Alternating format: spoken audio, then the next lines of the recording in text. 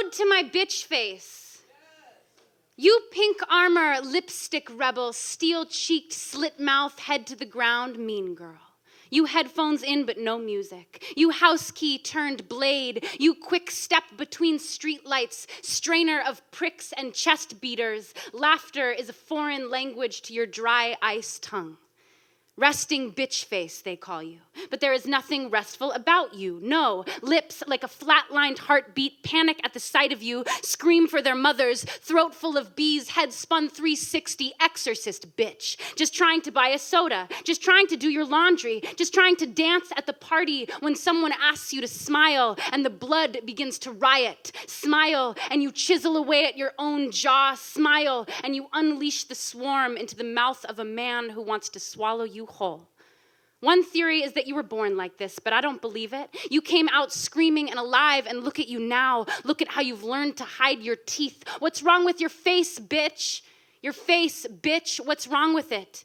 Bitch face, I don't blame you for taking the iron pipe from their hands and branding yourself with it, for making a flag out of your body bag. Another theory is that you put it on every morning. Screw it tight like a jar of jelly, but I don't believe that either. You woke up like this and have been for years. How can you sleep pretty when there are 4 locks on the door and the fire escape feels like break-in bait? They will tell you home is safe zone. No, bitch face is safe zone.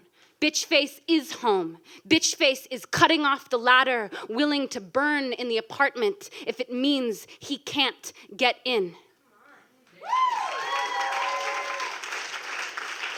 Hey, everyone.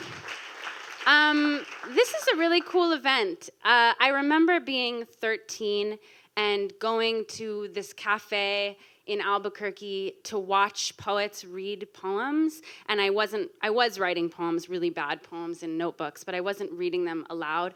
And I remember feeling like the people on stage were literally magicians. Like it was like they were doing this thing that was totally unimaginable, and like a spell had been put over me. And I feel like that now, which is amazing in and of itself, but also because so many of these people are my close friends, and it's really cool to be impressed and in awe of the people that you also love. So yeah.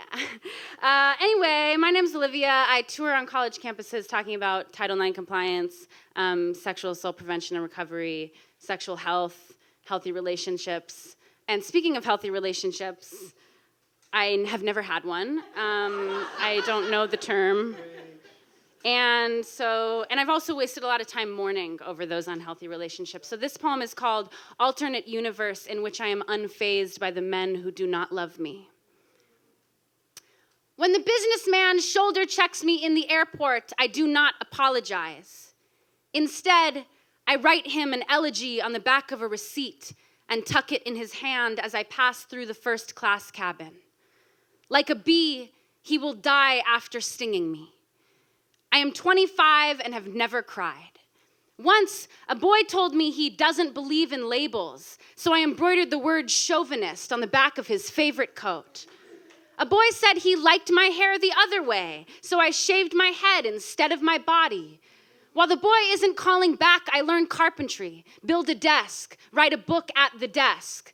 I taught myself to come from counting ceiling tiles. The boy says he prefers blondes, and I steam clean his clothes with bleach. The boy says I am not marriage material, and I put gravel in his pepper grinder. The boy says period sex is disgusting, and I slaughter a goat in his living room. The boy does not ask if he can choke me, so I pretend to die while he's doing it. My mother says this is not the meaning of unfazed. When the boy says I curse too much to be pretty and I tattoo cunt on my inner lip, my mother calls this being very phased.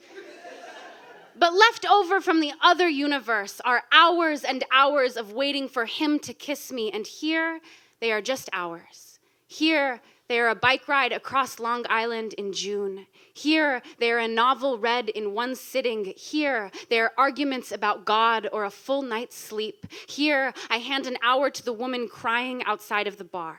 I leave one on my best friend's front porch, send my mother 2 in the mail. I do not slice his tires. I do not burn the photos. I do not write the letter. I do not beg. I do not ask for forgiveness. I do not hold my breath while he finishes. The man tells me he does not love me, and he does not love me. The man tells me who he is, and I listen. I have so much beautiful time.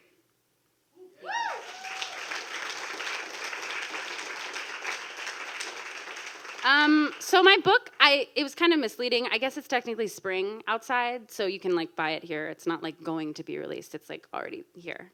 It's right there. Okay, anyway, cool. This is my last poem. Thanks for having me.